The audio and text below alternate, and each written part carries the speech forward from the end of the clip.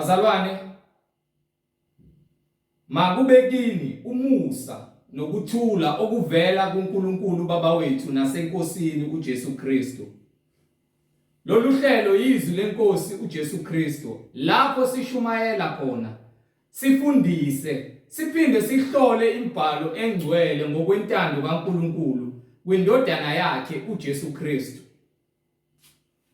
Sizothanda ukuba bonke abantu abalalele babe namaBhayibheli abo, ukuze sizoba nokuqonda masifunda phansi imibhalo ukuthi lokhu osifundiswa khona kuyindawo esihlanganyela kuzona simdumisa uNkulunkulu.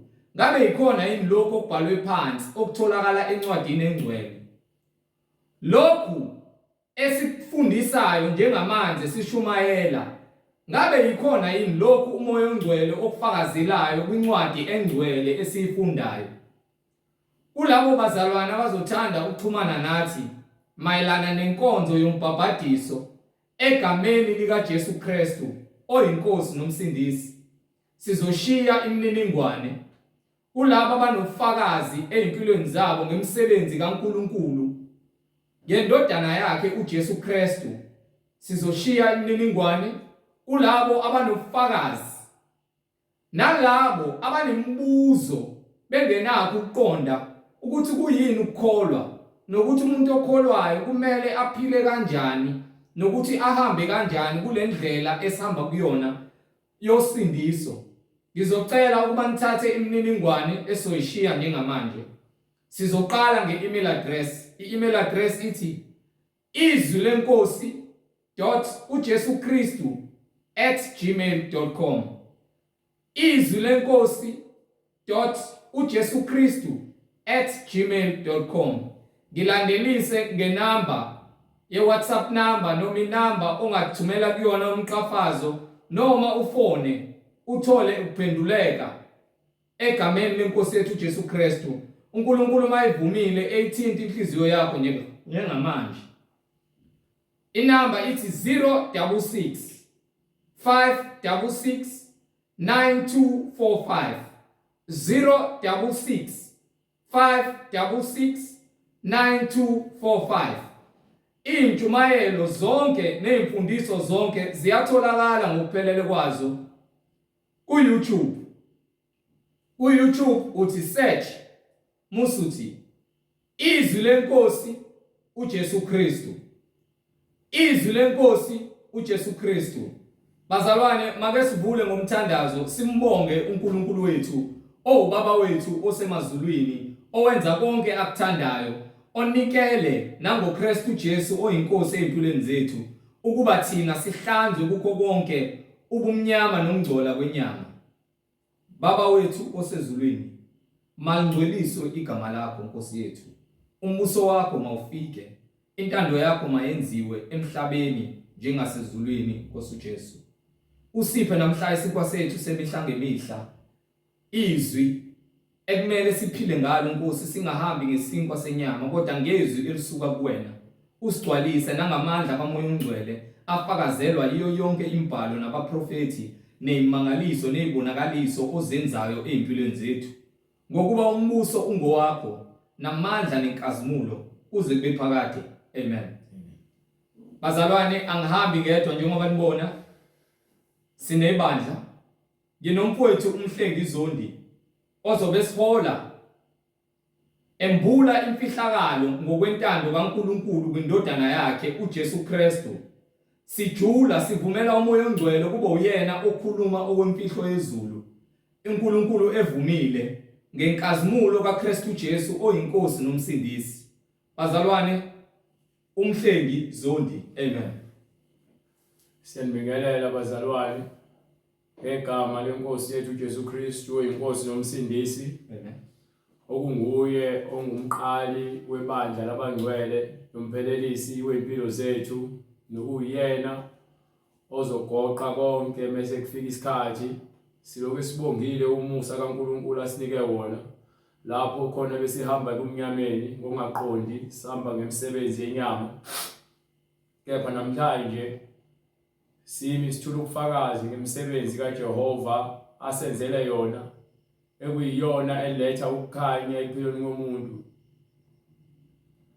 Konke okubhaliwe ngaphambilini kubhalelwe thina ukuba sazi ubukhulu bukaNkulunkulu, ukuze uma sikholwa sikholwe ngokuqonda nangokuthembeka kuNkulunkulu, ngokuba izwi lakhe liyaphila namhlanje naphakade akaguquki. Siloke sibongile uNkulunkulu ngabaprofeti bakhe abangcwele abaphathisa izwi balishiya nathi phezu kwezinhlupheko abadlula kuzona ngenxa yokukholwa nothando lukaNkulunkulu.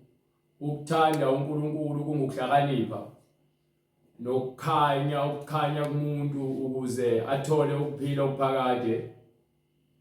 Siloke sithule bona-ke ubufakazi ukuthi uNkulunkulu munye, uNkulunkulu ungumoya oyingcwele, akekho oseke wabona uNkulunkulu waphila.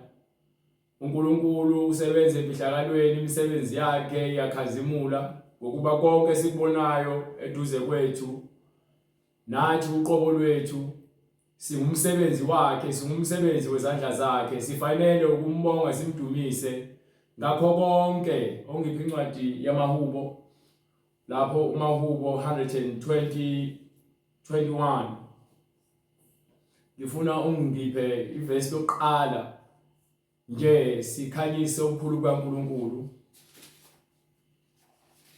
Incwadi amahubo isahluko 121. Yes sir. Kuyivesi lokuqala. Ngiphakamisela amehlo ami ezintabeni. Ngiphakamisela amehlo ami ezintabeni. Usizo lwami luvelaphi na? Lapho khona usizo lami luvela khona. Usizo lwami luvela kuJehova. Usizo lomuntu okholwayo livela kuNkulunkulu. Uma kwenzeka kukhona umuntu okusizayo, ungabongi lo muntu uze umkhothamele. Dumisa uJehova, mbonge uJehova mphefumulo wami usaphila. Lapho khona usizo luvela khona. Usizo luqhamuka kungaphezulu, kophezu kwakho konke, obonelela konke. Lo muntu olulisandla noma lo muntu ovula umnyango ingokuba uthintiwe umoya oyingcwele. Umoya oyingcwele usebenza emfihlakalweni.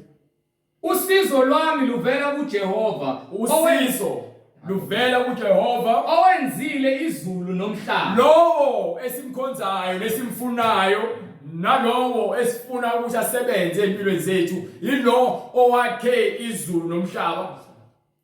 Azange azalakhe izulu nomhlaba ezakhela, wakhile konke ukuze abeke umuntu. Ingakho incwadi ithi udeka itafula phambi kwezitha zami. Uma isho njalo kusho ukuthi ke uNkulunkulu uyayivula indlela, ayenze indlela ibe khona. Zikhona izitha zakho uma ukholwa kuyena, yena ungumvikeli wakho.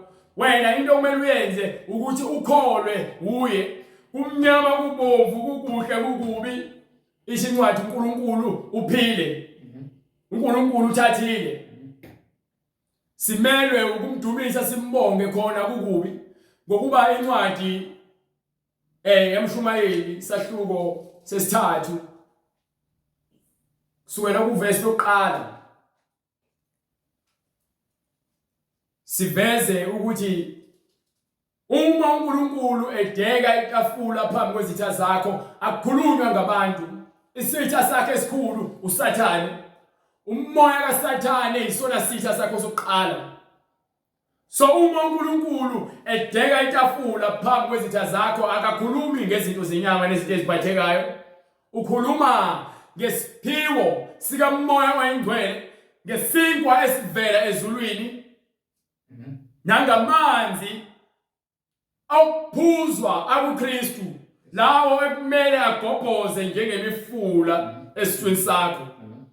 So uqala kwakho kokuhlakanipha ukumesaba uNkulunkulu, ngokuba yena ungumfanekiso wakhe, wakhile umuntu ngumfanekiso wakhe. Ngiphe incwadi umshumayeli isahluko sesithathu ivesi lokuqala. Konke kunesikhathi sakho. Yayizwa indaba, konke kunesikhathi sakho. Akukho kwenzeka kube permanent noma ke kuhlale kunjalo. Kunesikhathi semvula, kunesikhathi sokuqubala, kunesikhathi sokukhanya kwelanga. Konke kunesikhathi sakho. Konke angikhathali ukuthi ngabe yini. Yonke indaba inomzuzu wayo ngaphansi kwelanga. Yonke indaba inomzuzu, isikhathi ngaphansi kwelanga. Yonke wena umphefumulo wakho mawungakhathazeki. Isho njalo incwadi kaJohane. Yonke indaba inomzuzu wayo phansi kwezulu. Uthi izinhliziyo zenu mazingakhathazeki. Hallelujah. Yonke into ebhalwe phansi, zonke izimpendulo ozifunayo ngempilo yakho nangoNkulunkulu nangomhlaba jikelele zibhalwe phansi. Zidinga ukuthobeka kwakho ukuze wena wazi ubukhulu bakho obukuNkulunkulu ngokuba umkhulu uNkulunkulu. Kepha ngesikhathi ukukholwa kwakho kuncipha, uhlehlela muva, wazi ukuthi noNkulunkulu ubukhulu bakho buyancipha ngokuba uma uhamba noNkulunkulu uhamba ekhanyeni. Kepha ngesikhathi uhlukana noNkulunkulu usuhambe emnyameni. Uthando lwaNkulunkulu alisekho kuwena. Kepha uthando lwaNkulunkulu luyaphila ngokuba yini? Ukuthanda khona usesonweni. Ingakho abantu abayizoni bephila isikhathi eside. Abantu bathi ke yindawo abantu abayizoni baphila isikhathi eside. Umusa abawunikiwe ukuze baphenduke. Ungaphila uze uhlanganise 120 200 years. Kepha uma ungazange ushiye isono uze ekhayeni uyesihogweni and unesigwele esikumele ngokuba ke unikiwe isikhathi. Incwadi ke akuyona intando kaNkulunkulu ukuthi ke abantu babhubhe baphele. Kukuba fanele baphenduke. Do you understand? Ngakho ke unesikhathi sokubusa emhlabeni. Kukhona isikhathi sokuzalwa nesikhathi sokufa. Unesikhathi sokubusa emhlabeni. Ngesikhathi uzala ukhala, awazi ukhalelani, but lokho kuwuphawu lokuthi uyaphila and unalo izwi. You understand? Nesikhathi sokufa. Bese kufika isikhathi sokuthi ke uzaliwe waphila, isikhathi osibekelwe, bese uyafa. Uma ufa ungayazi indlela yokuphila. iBhayibheli indlela yokuphila kusukela kuGenesis yakutshela nje ukuthi ngaphambi kokuthi kube khona yonke into emhlabeni, umhlaba wongenalutho, uNkulunkulu wawakha umhlaba, wawugcwalisa ngamanzi. Amanzi ayehlele phezulu emkhathini, kungekho lutho. Uqala komhlaba lo. Kepha uNkulunkulu akangasiqala akangasiphethe ukuthi yena ungumqali nomphelelisi.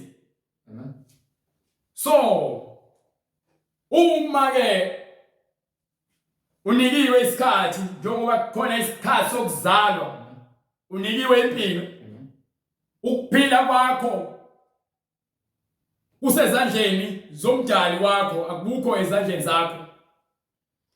So uma ukuphila kwakho kusezandleni zomdali wakho, usho ukuthi umdali wakho ekumele kube uyena unakekelayo, ukukhathalele. Kepha ngenxa yokuthi umuntu unikiwe intando yokuthi abe nentando empilweni yakhe, umuntu uthathela isinqumo ngokuthi ufuna ukwenza lokhu akuthandayo ngempilo yakhe, impilo yakho. Kepha isezandleni zakhe ngokuba unikiwe impilo ukuthi uyiphile. So ngesikhathi uzalwa uyakhuliswa. Ungakhuliswa ekhayeni ehluphekayo noma elibusayo, ukhuliswe ekhaya elimaziyo uNkulunkulu noma engamazi. Kepha ukuphila kwakho kuNkulunkulu ngokuba uma sekufika isikhathi sokuthi uhlakaniphe, sokuqala uthathele inqumo. Uma ukhule untshontsha uzofike ube nomkhuba womntshontsha nokuqamba amanga. Uma ukhule ushawa kini unesimo sokwesaba, uhlezi unokwesaba uthukela. Uma ukhule, uma wakho ehlaba kwakho, lokho kuzoba yifa ozolidla. Uzobe nawe unomoya wokuthanda ukushaya abantu besifazane. Ngalokho ke, mzukwane soqala uhlakanipha. Sekufika ukukhanya kwena, uJesu esezambula kwena. Uyaqala ufune ukushintsha, ulalele yena, ungasabheka ubaba wakho ngokuba ubaba wakho kunokwenzeka ukuba indlela akukhulisa ngayo akuyona. Ile ndlela ezokuholela esifogweni egcineni kwakho konke. So unikiwe isikhathi njengoba uzalo ukuthi uphile. Ukuphila kwakho kunganciki kumuntu. Makuncike kuJehova. Ingakho ithi ke ngiyakubheka phezulu ezintabeni lapho usizi lami luvela khona. Amen. Amen. Ngiphakamisele amehlo ami ezintabeni. Ngiphakamisele amehlo ami ezintabeni. Usizo lwami luvela phi na? Usizo lwami luvela kuJehova owenzile izulu nomhlaba. Do you understand? Jehova wakhile izulu nomhlaba. Njengoba wakhile izulu nomhlaba, wathi ke ubeka umuntu engadini. Le ndawo esiphila kuyona, umhlaba lesiphila kuwona ingadi le. Lo fike khona utshale khona uma kuvunile kuyamila. So wabeka umuntu emhlabeni ukuba atshale adle. Wabeka umuntu ukuthi abuse ezilwaneni nezilwane adle kuzona. Umusa kaNkulunkulu lothando lo. Wayesebeka imiyalelo, kunemiyalelo ekumele uyilandele njengesidalwa sakhe. Ngokuba emthandazweni uthi intando yakhe mayenzeke emhlabeni njengasezulwini. Ezulwini kwenzeka intando yakhe, emhlabeni kufanele kwenzeke intando yakhe. Ingakho ebekile umthetho, nasezulwini khona umthetho. So konke okwenzakala emhlabeni kuyisibuko sasezulwini. Uma wena njengoba unikiwe intando nomusa nothando, wawuxhaphaza, wafuna ukwenza lokho okuthanda inhliziyo yakho ngenxa yomoya wokudukiseka olethwa uSathane, wena uzilethela ukubhubha uhamba, uzilethela ukufa. Ngokuba ke ngokomphefumulo ufile, ukuthula akukho kwena, uthando awulazi ukuthi yini. Ingakho uma sowazi imiyalelo kaNkulunkulu ithi ke wothanda umakhelwane wakho njengokuba uzithanda. Akukhathalekile ukumakhelwane wakho uyakuzonda noma akakuthandi noma uyakuthanda, kepha uthando. Ingakho ngiphi incwadi yaMathewu, ngifuna sahluko 5 verse 16.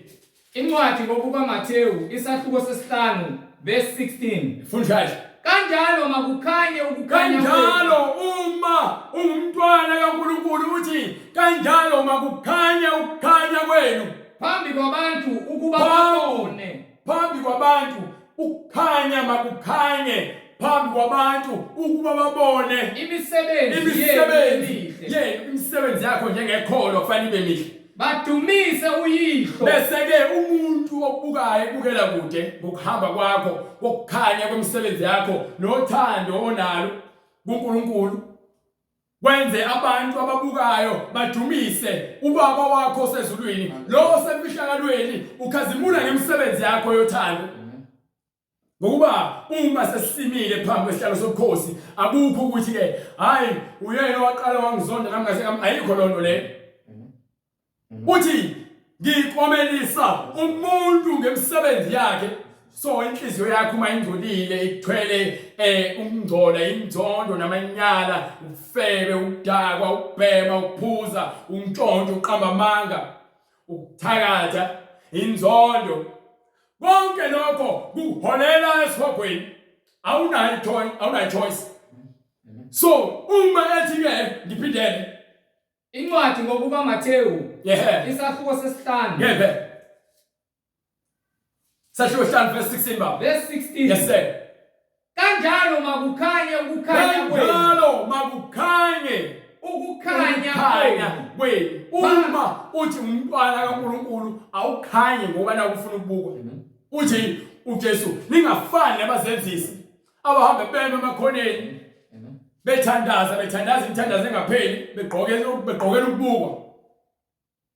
Kepha ngena ekamelweni uvale yonke iminyango.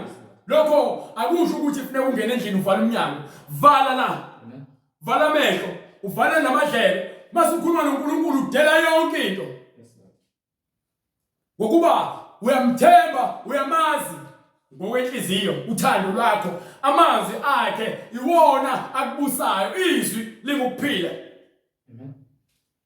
So uma ukukhanya kwakho kanjalo makukhanye ukukhanya kwenu phambi kwabantu. Uma ukukhanya kwakho kukhanya phambi kwabantu ukuba babone imisebenzi yenu, ukubona imisebenzi emihle, bamdumise uYihlo osezulwini. So abantu bafuna ukuba amaKristu ngenkani, bayakufosta ukuba amaKristu, bese beqala benze izinto zomhlaba bebe besibiza ngamaKristu.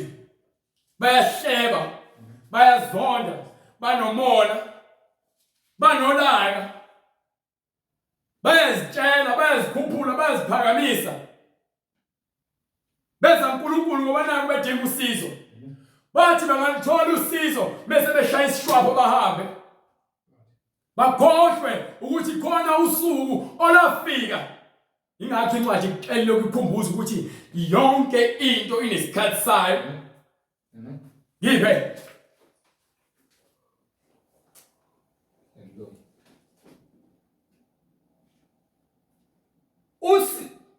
Incwadi yomshumayeli. Funa umshumayeli. Incwadi yomshumayeli sahluko 3 isesithathu ivesi lokuqala. Yes sir. Konke kunesikhathi sakho. Konke ngesikhathi uluhluphekile. Ilapho khona ungenza noma ngabe yini ukuze usizakale. Ngesikhathi usukutholile okufunayo. Ilapho khona seqala inyama usathane esefuna ukuzikhukhumeza. Esefuna ukuziveza ukuthi wena uyakwazi ukuzitshela. Yokhohliwe ukuthi ithini incwadi? Konke kunesikhathi sakho. Yonke indaba inomzuzu wayo. Yonke indaba inomzuzu wayo phansi kwezulu. Kunesikhathi. Kukhona isikhathi sokuzalwa. Isikhathi sokuzalwa. Nesikhathi sokufa. Isikhathi sokufa. Isikhathi sokutshala. Bese kuba khona isikhathi sokutshala. Ngesikhathi bahambe utshala.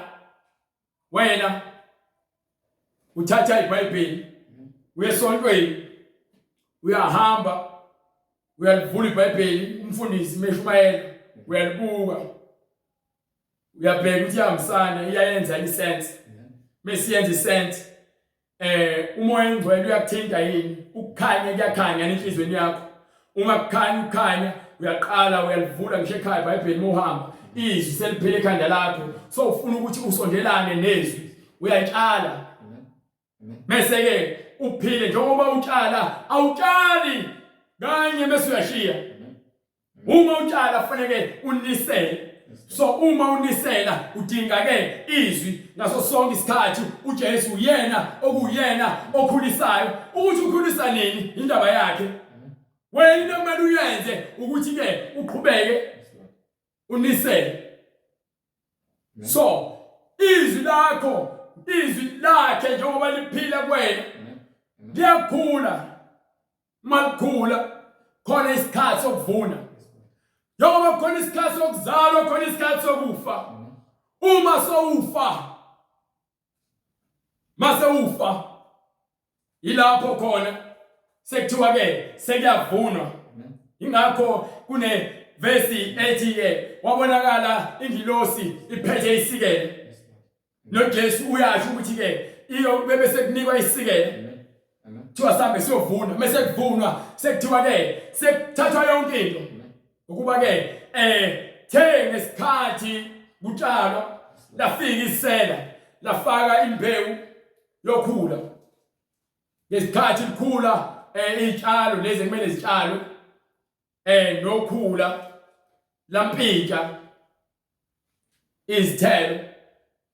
So mase kukhula konke akufanele kususwe ukhula ngokuba ke kuzogcina konakala nalezo zitshalo ezifanele. So unesikhathi sokuvuna. Hallelujah, glory to God. Hallelujah, hallelujah. Lesikhathi sokuvuna isona lesikhathi engikhuluma ngaso nje yonke inesikhathi sayo. So nikiwe isikhathi sokuthi wena izwi enhlizweni yakho libe imbewu. Bese ke uyaqhubeka uyanelisa uyachelela. Uma uchelela uchelela ukuthi uhlale ebukhoneni bakhe. Kumnyama kubomvu uhleli. Bese ke ufika isikhathi sokufa. Umqhele wakhe awukho emhlabeni. Abantu abaningi basheshe bazifaka imqhele emhlabeni. Kodwa imisebenzi yabo ibiphikisana nokuhambisana ngezwi. So, ngesikhathi uphila ngokukholwa. Ukukholwa kuqhamuka ngezwi. Ngeke uzuze kanye bese mfawolo ukuthi ayisephelile. Fanele uphile ngalo ngokuba incwadi isho njalo. Incwadi kaJohane, incwadi kaMathewu chapter 4 verse starting from verse 6. Incwadi ngokukaMathewu isahluko sesine ivesi lesithupha. Yes sir. Wathi kuye, uma uyindodana kaNkulunkulu, ziphose phansi. Starting from verse 4. Kepha waphendula wathi, incwadi ngokukaMathewu isahluko sesine ivesi lesithathu. Yes sir. Wafika umlingi wathi kuye, uma uyindodana kaNkulunkulu isho ukuba lawa matshe abe yizinkwa. Uma uyindodana kaNkulunkulu tshela lamatshe ukuba phenduka abe yizinkwa. Kepha waphendula wathi kuye, kepha uJesu wayesephendula wathi, kulotshiwe ukuthi, so kubhalwe phansi ukuthi akusinkwa sodwa umuntu akusona isinkwa kuphela umuntu azaphila ngaso. Yilapho inkinga ekutheni abantu abayakholwa uma behlaselwa izimo ezinzima ukukholwa kwabo kuyaphela, ukubekezela kuyaphela. uJesu uyalingwa emva kwensuku eziwu-40 ehleli entabeni ebophile ibhande efastile. Mebuya lapho umoya uyamholela entabeni ukuba yolingwa. Lokho akwenzekelanga ngoba naku mhlambe wekubhorekile, ingokuba uNkulunkulu ufuna usikhombisa ukuthi uSathane ufuna la khona si-weak khona ukuze asikhohlise sisuke ekukholweni kwethu. Mase uyakhohlwa ukuthi yonke into inesikhathi sayo. Ubuka isimo phambi kwaso engazi ukuthi umhlaba uyaphela. Ngokuba kuyenzeka vele uma ubheke nenkinga uzitshela ukuthi ke ngeke isalungiseka lenkinga. Ngokuba ukukholwa kwakho okuncane, uJesu ukhuluma ngokukholwa okuncane ekhuluma nabafundi bakhe. So ukukholwa kwakho akufanele kube kuncane. Ngokuba uthi ke akukho okuhlalayo unomphelo, yonke into inesikhathi sayo. So kumele wazi ukuthi sonke isikhathi obhekene naso lesimo obhekene naso ngeke size sihlale ngona phakade. Ngesikhathi unemali akuzohlezi unemali. Ngesikhathi ungenayo imali ungenakho ukudla akusho izohleli kunjalo. Uthi ningakhathazeki ukuthi nizodlani, nizolala nigqoke, nizolalaphi noma nizogqokani. Nkosi uJesu. Hallelujah. Uthi funani umbuso kaNkulunkulu nokulunga kwakhe, zonke lezi zinto ziyakunezezelwa. Uma ufuna uNkulunkulu awuzi uNkulunkulu uza nokuhlala ngapha kwakho.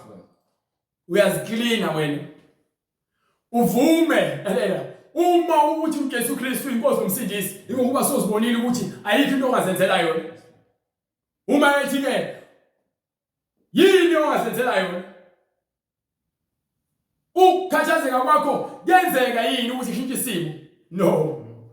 Hallelujah. Ukukhathazeka kwakho akushintshe isimo.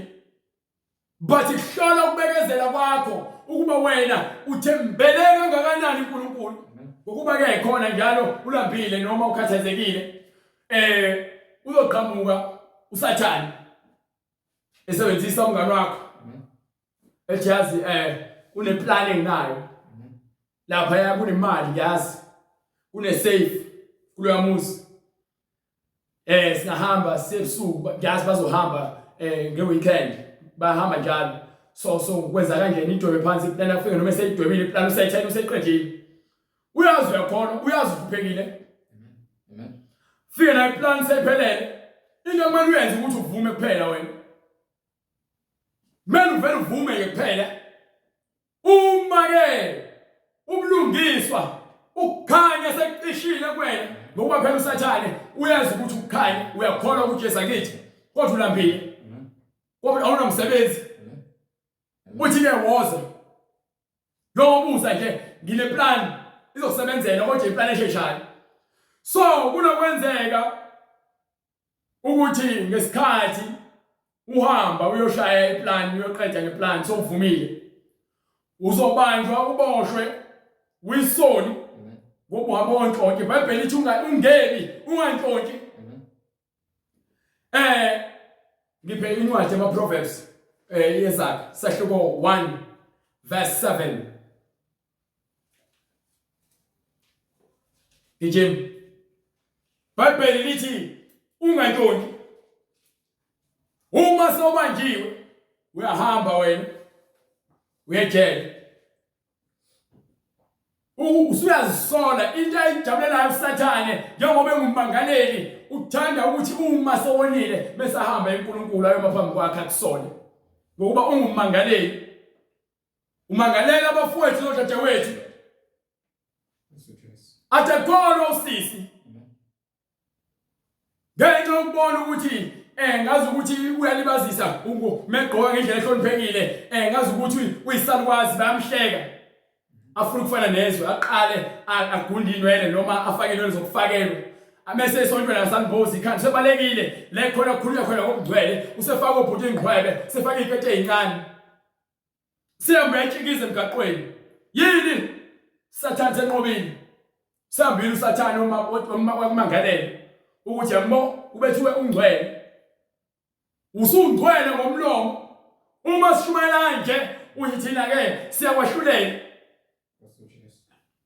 sithi iBhayibheli likhuluma ngesono ayikho enye into ekhuluma ngayo umuntu ngcolile inyama yomuntu ibolile imisebenzi yomuntu yonke ibolile ngiphe incwadi yezakha isahluko sokuqala verse 7 yes sir ukumesaba uJehova kungukuqala kokuhlakanipha ukumesaba uJehova kungukuqala kokuhlakanipha iziwula ziyadelela ukuhlakanipha iziwula zithatha kancane ukuhlakanipha nokulaya qhubeka ndodana yami yizwa ukulaya kukayihlo uyalwa kukayihlo ungawushiyi umthetho kanyoko ngokuba kuyakuba ngumqhele omuhle ngokuba lokho kuyakuba umqhele phela ukulungiswa kungukukhanya kungukuhlakanipha ukwesaba ukwenza isono kungukuqonda ngokuba ke ukusaba umyalelo kaNkulunkulu uqala kwakho ukuhlakanipha ngokuba into engalungile ngeke uze uhambisane nayo ngephe ndodana yami yizwa ukulaya kukayihlo ungawushiyi umthetho kanyoko ngokuba kuyakuba ngumqhele omuhle wekhanda lakho ngephe nemigeqo entanyeni yakho yebo ndodana yami uma izoni zikuyenga ungavumi yazi iBhayibheli lithi so sibuyela le khona ke usathane useza neplan ukuthi hambani noqhekeza wavuma wahamba noqhekeza wisoni uma ke wena ulalele usathane ekuyenga ukuba wena uhambe uphule umyalelo nomthetho kaNkulunkulu uma ke wena so hambile wayontshontsha ngenxa ukuthi uthulambile ngenxa ukuthi uthawuna mali awusebenzi ngenxa ukuthi ke awazi ukwenza njani uyazi ukwenza njani usho uJesu Kristu masiqaphele uma zithi hambani nathi uma izigebengu noma izigilamkhuba zithi ke zikuyenga zithi hamba nathi siqamekele igazi sibhacele ngeze ongenaqala yezwe indaba usathane uyakuyenga njengoba eyenga uJesu ethi ke akaphendula izinkwa amatshe abezinkwa ngokuba kubhaliwe ukuthi uyindodana kaNkulunkulu. uJesu usathane uyalazi iBhayibheli. Usathane uyalazi iBhayibheli ingakho uJesu Kristu akaziphonse ngokuba ubhaliwe ukuthi uma eqhuzuka uNkulunkulu yakuthumela ingilosi zakhe zimnqake. Usathane ulinga abantu ngeBhayibheli. Usathane uwisa amakholwa ngeBhayibheli. Baningi abantu abasahamba amasonto khona ingoma ethi ke sambulele sambulele imfihlakalo yezulu sambulele sambulele sambulele imfihlakalo yezulu besithi ke baningi abakholwayo kepha abayazi imfihlakalo yezulu. Baningi abakholwayo kepha abayazi imfihlakalo yezulu. Ukuba yini babambelele entweni zasemhlabeni ngapha abafuna ukubambelela uNkulunkulu. Uthi uNkulunkulu awukwazi ukukhonza amakhosi amabili. Yes Lord. Yes Lord. Ingakho ongakhonza amakhosi amabili. Akekho ongakhonza amakhosi amabili. Ngokuba uyakuzonda enye athande enye. Uma wena uphula umyalelo nomthetho kaNkulunkulu uyamzonda uNkulunkulu. Uyamzonda uNkulunkulu. Uma wenza isono uyamzonda uNkulunkulu uthanda uSathane wena. Ungaliphathi iBhayibheli esontweni.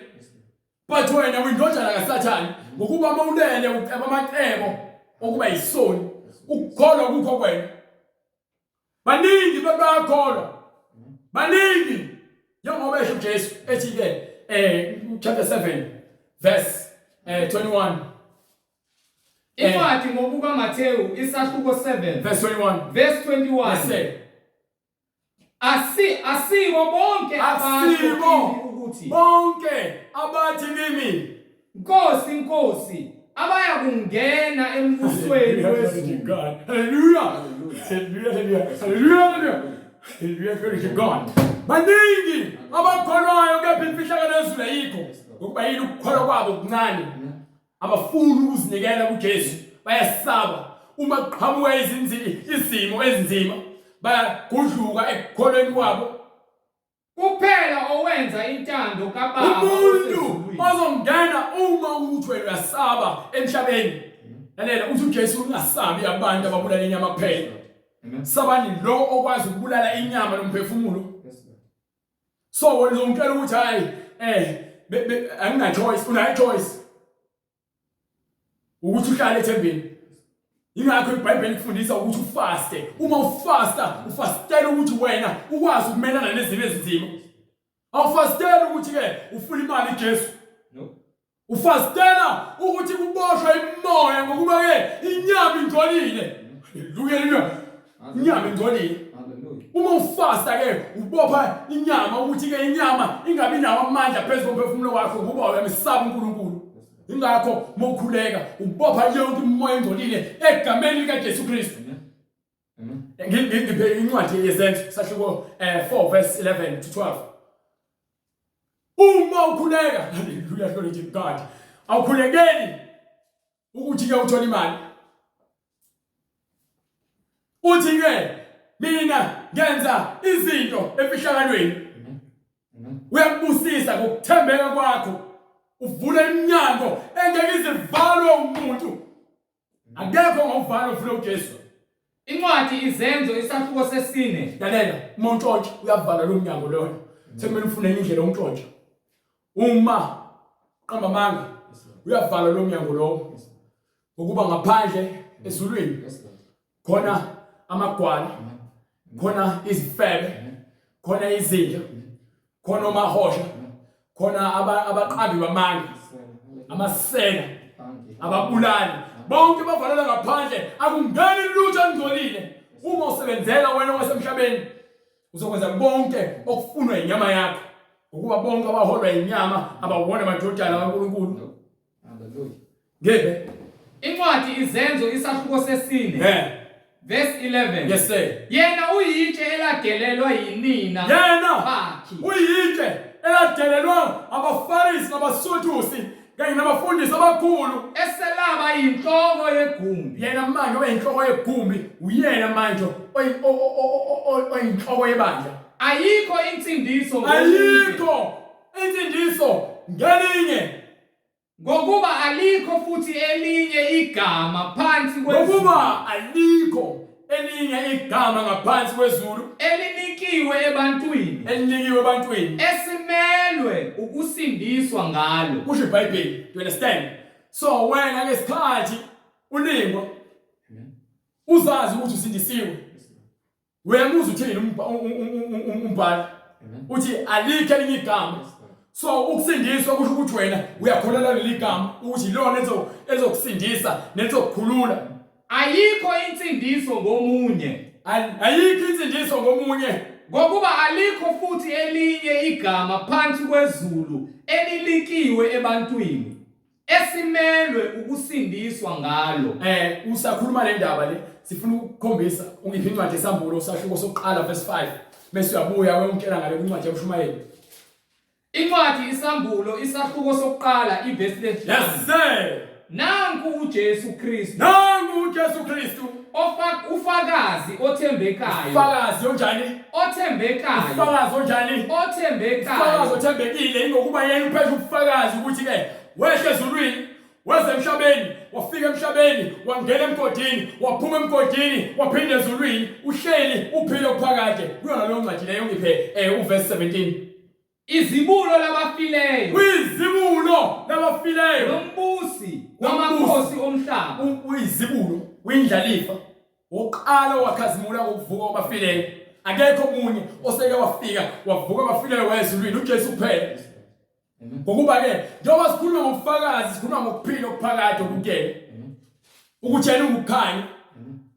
Incwadi isambulo isahluko sokuqala verse 17. Yes sir. Ngathi ukumbona ngawa ngasendiwa ngasezinyaweni zakhe njengofileyo. Wayesebeka isandla sakhe sokunene phezu kwami ethi ungesabi mina ngingowokuqala nowokugcina. Ngingowokuqala. Hallelujah nje God uthi ulizwi wayekhona eqaleni wayekuNkulunkulu.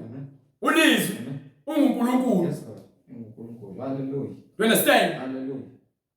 Hallelujah. Yena lo wayekhona eqaleni uyena uJesu ulizwi. Yes Lord. Masikhuluma ngoJesu sikhuluma ngenyama negazi. Sikhuluma ngomoya oyingcwele. Lo athi uyakumthumela abafundi bakhe wathi ke ngiyakumthumela umduduzi. Okuyena uyakuniholela kulona lonke iqiniso. So ukholwa sikholelwa ngokomoya nangokweqiniso asikholwa ngokwenyama. Inyama ethi incwadi ayinanzuzo. Usho njalo. Ngiphe Nophilayo ungophilayo ngangifile bheka sengingophilayo kuze kube phakade naphakade futhi nginezihluthulelo zokufa neHades. Nginezihluthulelo zani? Zokufa neHades. Unezihluthulelo zokufa. So uma ufuna ukuba yisula ufuna uke esogweni uJesu Kristu uziphethe izahluthulelo zokukuvulela esogweni akuvalele phakathi ushe ukusho kuphakade ungesekho uthi ubuye emuva uzothola uxolo ngokuba ke akukho ukuphenduka ethuneni. Akukho ukukhonza uNkulunkulu ethuneni. uDavid uyasitshela indodana yakhe uSolomoni uyasitshela akekho umuntu ethuneni abuye azokhonza uNkulunkulu. Do you understand? Ngifuna ungiphe incwadi yamshumayeli. Makaliswa isizini. Lungisa indaba yakho noJesu. Akukhathalekile ukuthi ngabe uyisoni kangakanani. Uthi yena uzele emhlabeni uzothethelela. Asindisa abantu. Amen. Uthando nibeyincwadi uma ithi ke uNkulunkulu wathanda izwe kangaka ngangokuba wathumela ke indodana yakhe yona yodwa ukuba izosindisa izwe. Ithi incwadi uNkulunkulu ongifundele kule ncwadi yesingisi kufuna le incwadi yesingisi yaSolomon ibambe incwadi ukuhlakanipha kwaSolomon Wisdom of Solomon Le sikuvulele Wisdom of Solomon chapter 1.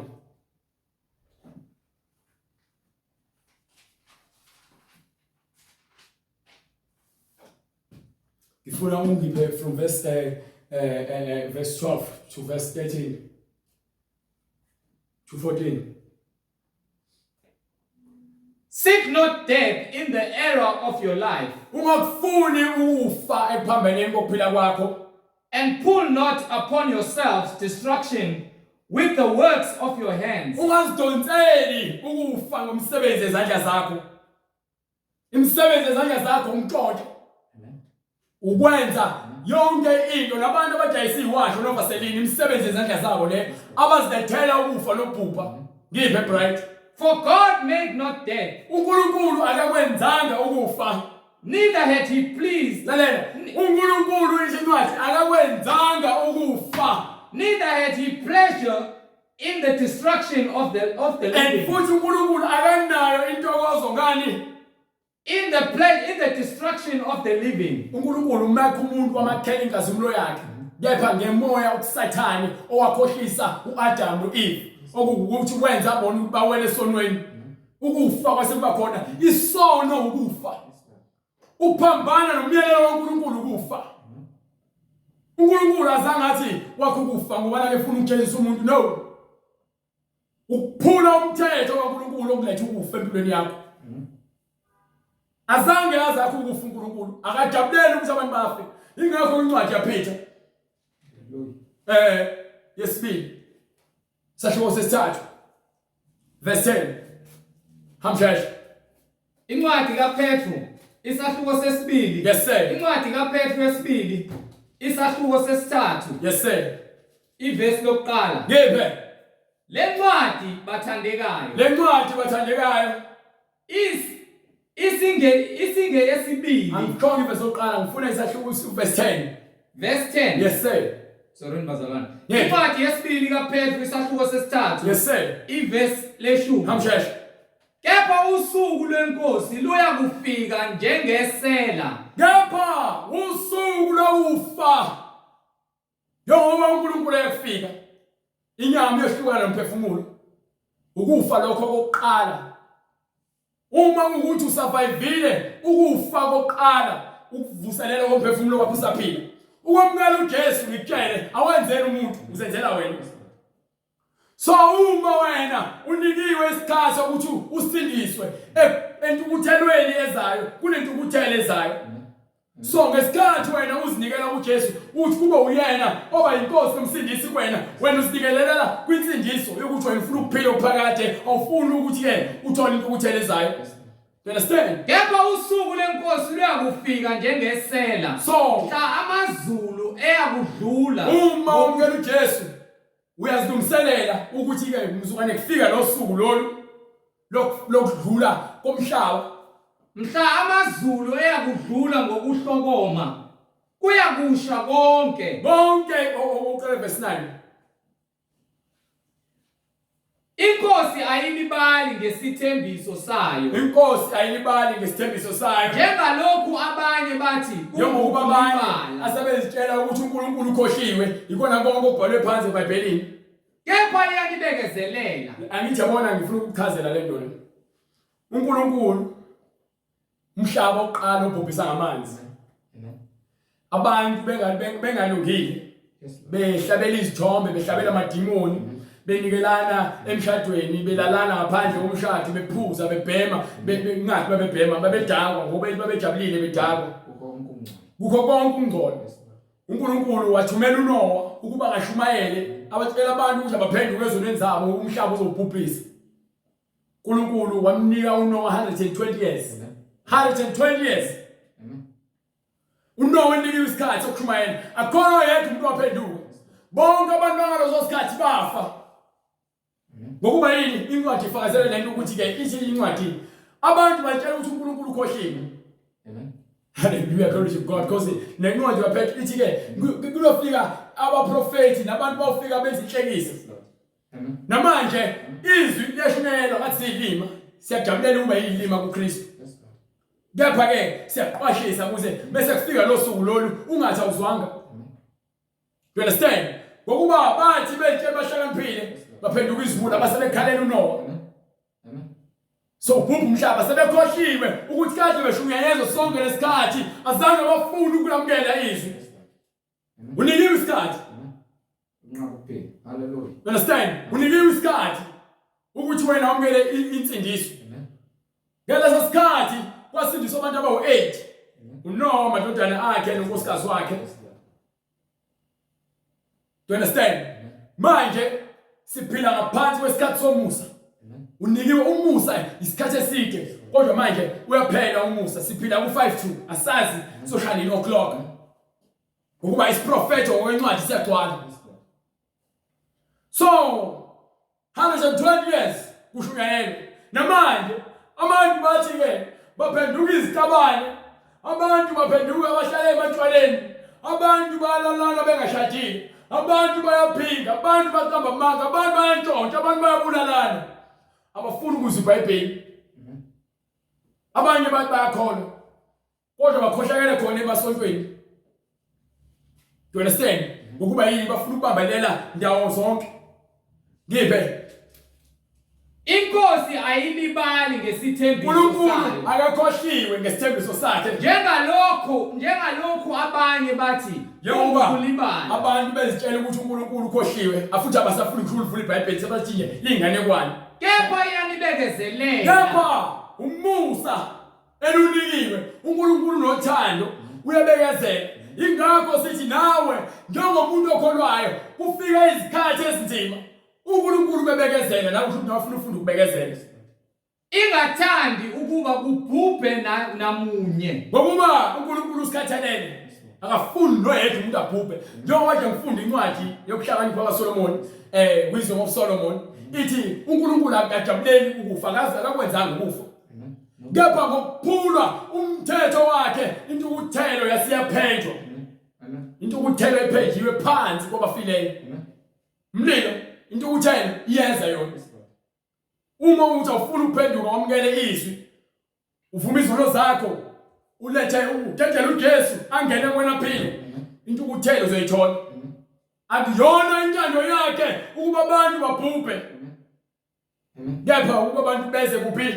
Kodwa ukuba bonke beze ekuphendukeni. Ukuba bonke abantu beze ekuphendukeni. Sinikiwe isikhathi siphila ngaphansi komusa. Ingakho ke sithi wonke umuntu ozaziyo ukuthi uyafuna ukuphila okuphakade awuzi kumina angena uJesu ngiphathiswe izwi ukuba ngenze lo msebenzi engikwenzayo ngikudlulisele imessage.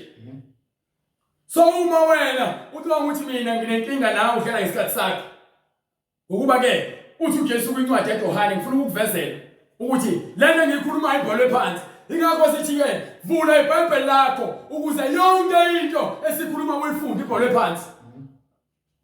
Johane 12:47 ibhalwe phansi ukuze ungeze uba nakho ukuzilandulela. Hallelujah, glory to God. Angeke uzukwazi ukuzilandulela. Ngeke. Incwadi ngokukaJohane isahluko 12 verse 47. Ngibe Uma umuntu ezwa amazwi ami angawalondi lowo angimahluleli mina. Yezwa nto indaba ukuthi uyajajwa ayikho lonto izwi olizwayo wena liyakuhlaba. Ilendlela ukuthi uhlatshwe izwi ingoba uphile esonweni ingoba uyisoni and izwi liyakukhanyisela ngoba likukhanya ukuze wena ubalekele isono uqhelelane nentukuthelezayo. You understand? Hallelujah. Yebo. Ngokuba angizanga ukuba ngahlulele izwe. Uthi uJesu akazelanga ukuzokwahlulela izwe. Kepha ukuba ngisindise izwe. Akazelanga ukuzolahla izwe. Kepha ukuba ngisindise izwe. Kepha ukuba ngisindise izwe. Ongalayo onqaba izwi angawamukeli amazwi awufuna ukwamukela ukusindiswa unomahlulelayo khona uzokwahlulelwa yini izwi haleluya haleluya yilona eliyakumahlula ekuyilona silishumayelayo yilona elokufakazela ekugcineni ngosuku lokugcina ingakho kuthiwa uJesu yeza uza ngamafu wonke amehlo ayakumbona nalabo abamgwazayo. Lokho izizwe zonke. Hallelujah. Ingakho incwadi igama lika Jesu Kristu. Amen. Ilona gama kuphela esilinikiwe lokusindiswa. Amen. Ukuba wonke amadolo nezilimi zonke ziyakuvuma ukuthi uJesu inkosi. Angikhathali ukuthi ngabe ukholwa kuphi uma ungahambi ngobungcwele nobulungiswa. Ayikho insindiso ngomunye. Ayikho insindiso ngomunye. Ngokuba alikho futhi elinye igama phansi kwezulu. Elinye igama phansi kwezulu Elinikiwe ebantwini. Esimelwe ukusindiswa ngalo. Esimelwe ukusindiswa ngoJesu. Amen. Jesu uperfect. More incredible perfect. Yes, Lord. You understand? So umuntu ukholwa kumina, angilutho mina ngifana nawe. Lord. Ngifana notshani, ngimutshani obuzakubona. Ngifana nethunzi edlulayo. Ngisivakashi emhlabeni, letangelele lizoba noma inini. So uma ukholelwa mina ungabambeleli kumina. Bambelela ezwini, phila ngezwi. Ngokuba uJesu abantu bafuna ukukholwa ukuthi uJesu uyamazi. You understand? Lalela izwi elikufakazi. Imisebenzi yakhe ekuyiyona efakazayo. Akuyona inyama isincwadi eJohane sahluko 6 verse 63. Incwadi ngokuka Johane. Yes sir.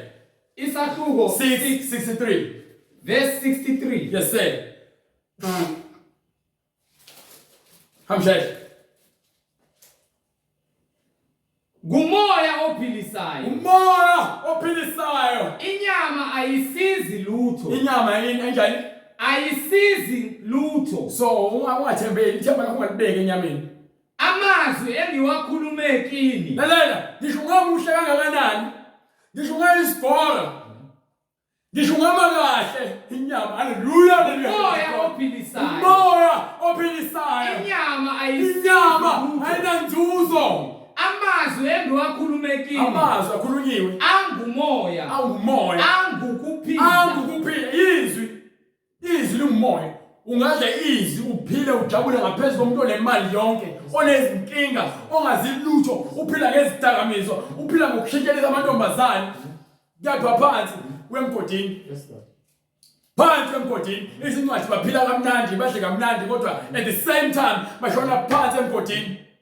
You understand? Kulotshiwe ukuthi Kulotshiwe ukuthi akusona isiko kuphela. Umuntu ayakuphila Umuntu ngaso. azakuphila ngaso. Kodwa ngamazwi onke Yaba. aphuma emlonyeni Amazwi. kaNkulunkulu. Onke aphuma emlomeni. Amazwi onke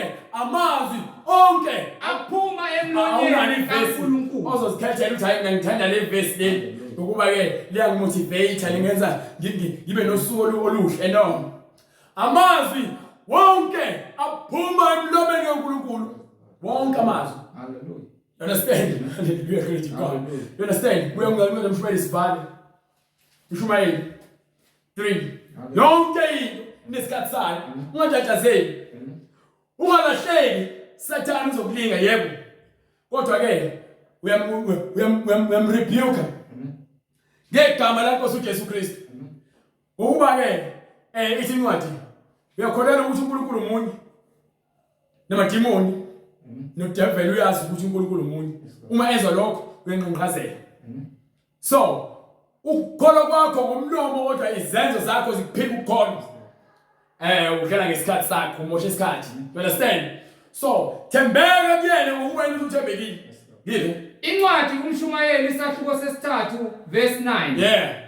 Unanzuzonu osebenzayo ngalokho. Usahluko balo Verse 9. Hlela wahamba ngayo manje yini mjaheli? Ngisabuya. Hallelujah. Uyabuya manje awuhamba ke ufunda lo ufunda bese uyabuya.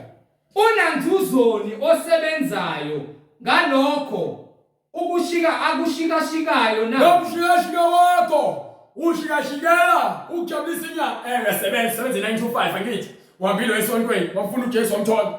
So beva kwaloko manje awusayi esontweni sodlula nje ubingelele noma usuyaqasha awusabonakala esontweni izinto sezihambela kahle usuyohlala abangani bakho niyabhema niyaphuza usuya celebrate umshikashika wakho usuphilela ukuthi manje ushikashikwa umsebenzi ukuthi uhambe ohlala etwaleni uphuze ubheme. Ngibonile umshikashika uNkulunkulu awunikile amadodana abantu ukujikajika osunikiwe ukuphila silingwa usathane ukuba awushikashike. Wenzile konke kube kuhle esikhathini sakho ubekile nokuphakade enhlizweni zabo ezinhlizweni zabo okuphakade okusenhlizweni. Understand? Hallelujah, praise God. Yes. Hallelujah. Konke kubekiwe. You understand? So ilingo siphila ngazo ingakho kufuye kube khona umoya. Yoko sekhona umoya usukuhamba uxhoshwa inhlabathi ungaboni kodwa ufuna ukuya lo yakhona ngisho ugcina ufikile. Same thing magnet. Wenza indlela yokuthi ugcina ufikile lo ufuna khona. Kunetha. Yashisa. Yakhona uyaphuma ufuna ukuhamba uye le ufuna khona kunetha. Ufuna ezulwini inkinga zikhona. Ngeke ziphele. So khona inkinga zikhona ziqhamuka zikushanga empama zibuyisa zikuphusha zikudonsa zikuphephula wena uphele phambili ngoba ufunani ufuna uJesu ufuna ukuphila phakade ufuna izulu. Hallelujah. Kukhona isikhathi sokuzalwa nesikhathi sokufa. Izindaba yonke into inesikhathi sayo. Yonke into inesikhathi sayo. Angikhathali noma ngabe uthini. Uma ungakholwa hayi ncaya bheka. Ayikho lento yakho.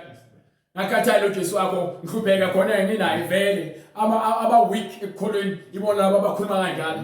Ibona ngangikholwa nje ngawe ngayibona yikho lento le. Usathane usekhuluma ngalokho umuntu okhuluma kanjalo. Sathane uma umuntu esimebona umuntu osindisiwe ancaphe. Yokuba usathane uyamncaphisa. Umuntu obuza usathane wenza noma ngabe yini kubantu abakholwayo. Ukhuluma ngabe kanjani uyanyanya yini ngenyiswa inkazimulo. Yes Lord. Amen. Ingakho ithi ke masinokukhanya. Yes Lord. Hallelujah. Hallelujah. Understand? Makukhanye ukukhanya kwenu. Ukukhanya kwenu. Phambi kwabantu bonke. Ukuze babone imisebenzi yenu emihle. Hallelujah God. Yabona ukuthi akudingani uzube uthando lulodwa. Sibekela zonke izona. uJesu uNkulunkulu wasithanda. Wathi mina indodana yakho izofela izono zethu. Uthando lo. Wena uthando lakho ngoba naku khona izinto eziphathekayo. Uyathanda, uthanda indoda wena ithengele time. Uthanda unkosikazi wakho ngoba naku ukuthengela ubhiya. Uma ngakuthengela ubhiya uyisitha sakho. Umthanda ukuthengela ugwayi. Uma ngakuthengela ugwayi uyamncaphela, uphathwa ikhanda awufune step. Uyafeba ngoba naku uthi ke wena ufuna ukubukeka kahle uthengelwa amawiki uthengela amaruji. Akulona uthando lo. Ukufeba lokho ubumahosha. Understand? Thande izwe awuthandi uNkulunkulu wena. Uthando sibekela zonke izono. Uthanda noma ngabe kuthiwa kubi noma kuhle. Ukuba ke uma uzoba nesizini lekho uzozonda khona uNkulunkulu awuyeni wakhe. Ingane zaNkulunkulu azinalo inzondo, azinayo indawo encane yenzondo. Phila ngeqiniso, phila ngobulungiswa, phila ngothando. Uthando iqiniso, uqiniso uthando. Uma sikutshela izinto sikamoya, sikwambulela uthando. uNkulunkulu analo ngawe ukuthi akafuni ukubona esogweni. Amen. Akafuni. Hallelujah. Ungakhathazwa izinto zasemhlabeni. Bonke kuyahluna. You understand? Bonke kunesikhathi sakho, right? Ngiphinga zenzo. Hallelujah. Sibatshela ukuthi uma sophenduka ezoneni zakho, yini ekumele uyenze? Iyiphi indlela ekumele uyihambe? Uma sowuthi ke ayi ngiyafuna manje ukuhamba noJesu kube uyena ozomlungisa ngoba mina ayikhathele uthi uJesu kwincwadi yaMathewu sahluko 11 verse 28 hallelujah to God usebiza bese kubiza ukubizela ukuthi wena ulethe konke kuye ngokuba yini ukhathalele bright ngipushe incwadi ngokuba Mathewu isahluko 11 verse 28 yebo zanini kimi nonke Zalili kimi nina no akakhethi uJesu akakhethi akafani nomuntu akakhethi muso womuntu uthi zalili kimi nina nonke elikhatheleyo nesindwayo bese zikusindile izono bese zikusindile sokubona ukuthi zingaphezulu kwamandla akho woza kuJesu mina ngizakuniphumuza bese ufuna ukuphunyuzwa kuyala yonke imisebenzi yenyama woza kuJesu. Hallelujah. Give it right. Bekani ijoka lami ezikwenu. Ijoka likaKristu, ijoka likaKristu uthatha yonke inelelo yakhe uyithwale. Bese uyahambela ukhululeke. awuhambi ukhokhobele kanje usindwa inkinga uhamba unqapha yonke indlela no uthi ke uNkulunkulu namandla mavume wena into yakho mayenzeke emhlabeni njengasezulwini wena uNkulunkulu uthembekile haleluya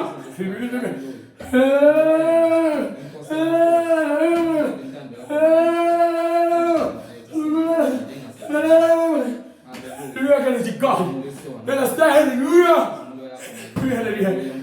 Thembekile. Thembekile yena. Akaguquki. Hallelujah. Indlela zakhe zonke ziyakhanya. You understand?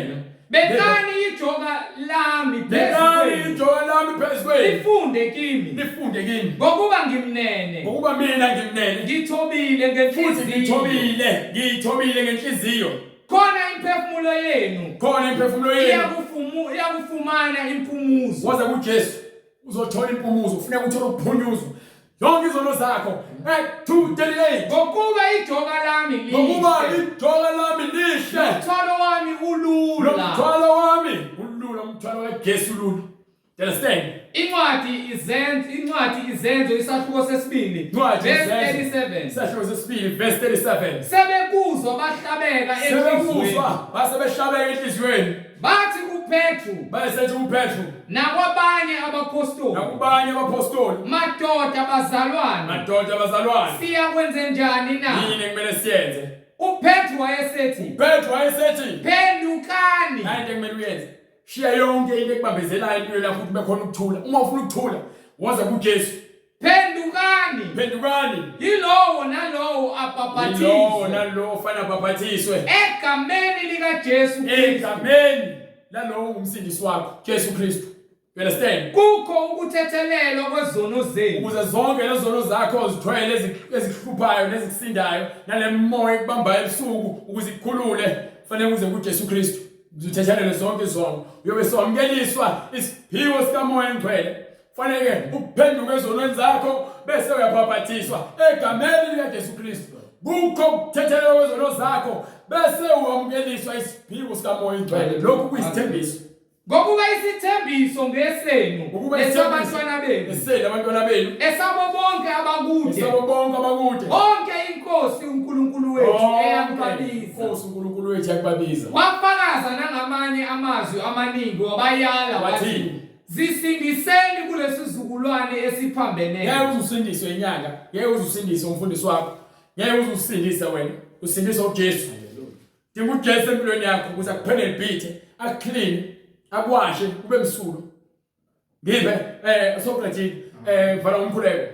Baba egameni lenkosi yethu Jesu Kristu uNkulunkulu namandla, siyacela Nkosi uJesu ukuba izwi lakho lithole indawo ngaphakathi kwenhliziyo zenu, ngoba wena Nkosi uzile ukukhanya emhlabeni.